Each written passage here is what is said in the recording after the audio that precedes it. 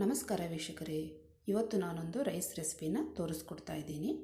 ಅದೇ ಮೆಂತೆ ಬಟಾಣಿ ರೈಸ್. ಮಕ್ಕಳು ಸೊಪ್ಪನ್ನು ತಿನ್ನಲ್ಲ, ಸೊ ಅವಾಗ ಏನು ಮಾಡಬೇಕು, ಈ ರೀತಿ ರೈಸ್ ಮಾಡಿಕೊಟ್ರೆ ಅವರು ತಿಂದಾಗೂ ಇರುತ್ತೆ, ಹಾಗೆ ಹೆಲ್ದಿಯಾಗೂ ಇರುತ್ತೆ. ಬನ್ನಿ ಹಾಗಾದರೆ ಮೆಂತೆ ಬಟಾಣಿ ರೈಸ್ನ ಹೇಗೆ ಮಾಡೋದು ಅಂತ ನೋಡ್ಕೊಂಬರೋಣ. ನಿಮ್ಮೆಲ್ಲರಿಗೂ ನಮ್ಮ ಚಾನಲ್ಗೆ ಸುಸ್ವಾಗತ. ನಾನಿಲ್ಲಿ 1 ಬೌಲಷ್ಟು ಮೆಂತೆ ಸೊಪ್ಪನ್ನ ತೊಗೊಂಡಿದ್ದೀನಿ.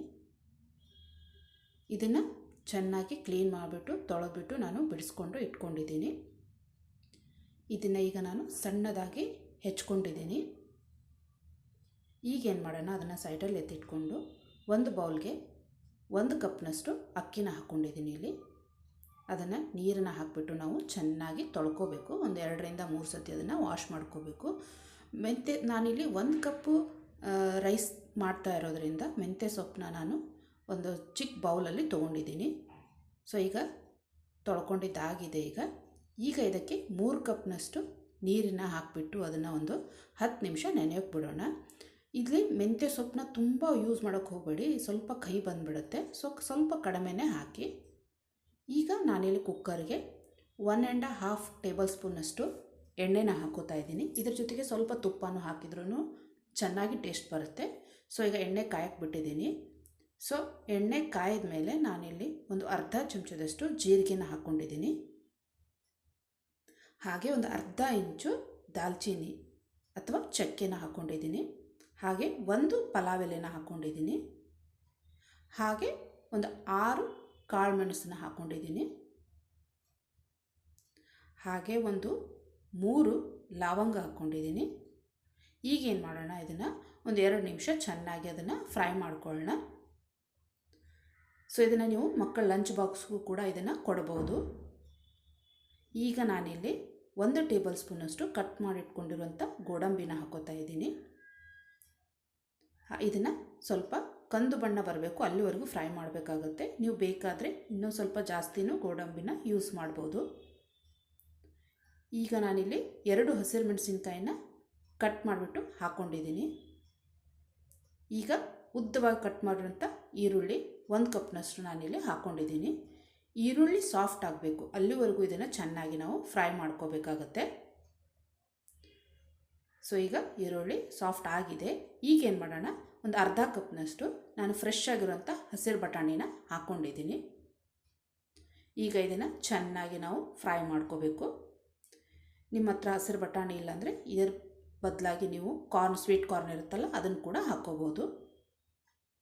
ಈಗ ನಾನಿಲ್ಲಿ ಕಟ್ ಮಾಡಿಟ್ಕೊಂಡಿರುವಂಥ ಮೆಂತ್ಯ ಸೊಪ್ಪನ್ನ ಹಾಕ್ಕೊಂಡಿದ್ದೀನಿ.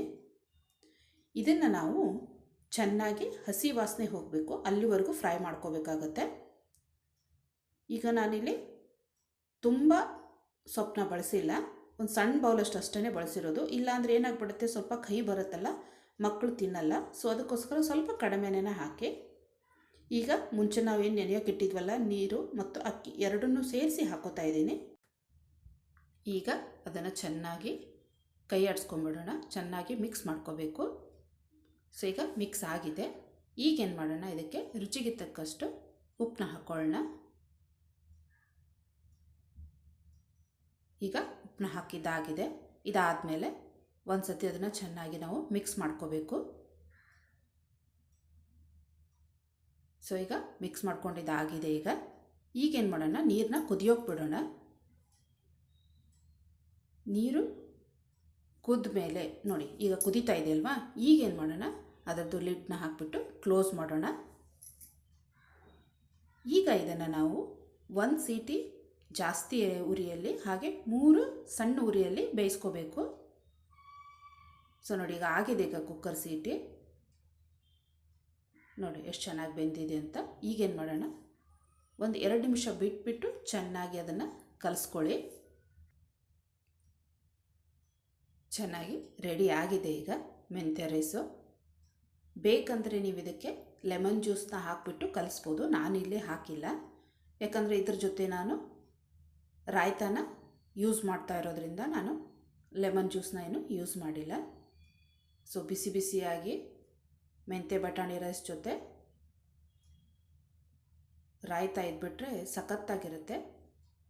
ಸೊ ರಾಯ್ತಾ ಇಲ್ಲಂದ್ರೂ ನಡೆಯುತ್ತೆ. ಇದನ್ನು ಹಾಗೆ ಕೂಡ ನೀವು ತಿನ್ಬೋದು.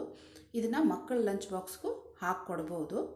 ಸೊ ಇದು ಮಕ್ಕಳು ಸೊಪ್ಪು ತಿನ್ನಲ್ಲ ಅಂದಾಗ ನೀವು ಈ ರೀತಿ ಮಾಡಿಕೊಟ್ರೆ ಮಕ್ಕಳು ಸೊಪ್ಪು ತಿಂದಂಗೂ ಇರುತ್ತೆ, ಅವ್ರಿಗೂ ಗೊತ್ತು ಕೂಡ ಆಗಲ್ಲ. ಸೊ ನೋಡಿದ್ರಲ್ಲ ವೀಕ್ಷಕರೇ, ಮೆಂತ್ಯ ಬಟಾಣಿ ರೈಸ್ನ ಹೇಗೆ ಮಾಡೋದು ಅಂತ. ಈ ರೆಸಿಪಿನ ಒಮ್ಮೆ ಮನೆಯಲ್ಲಿ ನೀವು ಟ್ರೈ ಮಾಡಿ ನೋಡಿ. ಹಾಗೆ ನಿಮ್ಮ ಮಕ್ಕಳಿಗೂ ನೀವು ಲಂಚ್ ಬಾಕ್ಸಲ್ಲಿ ಕೊಟ್ಟು ಟ್ರೈ ಮಾಡಿ ನೋಡಿ. ಈ ರೆಸಿಪಿ ನಿಮಗೆ ಇಷ್ಟ ಆಗಿದ್ದರೆ ಲೈಕ್ ಮಾಡಿ, ಶೇರ್ ಮಾಡಿ, ಹಾಗೆ ನಮ್ಮ ಚಾನಲನ್ನು ಸಬ್ಸ್ಕ್ರೈಬ್ ಮಾಡೋದನ್ನು ಮಾತ್ರ ಮರಿಬೇಡಿ. ಮುಂದಿನೊಂದು ಹೊಸ ರೆಸಿಪಿಯೊಂದಿಗೆ ಮತ್ತೆ ನಾನು ನಿಮ್ಮನ್ನು ಭೇಟಿಯಾಗ್ತೀನಿ. ಅಲ್ಲಿವರೆಗೂ ನಿಮ್ಮೆಲ್ಲರಿಗೂ ಧನ್ಯವಾದಗಳು. Thank you for watching.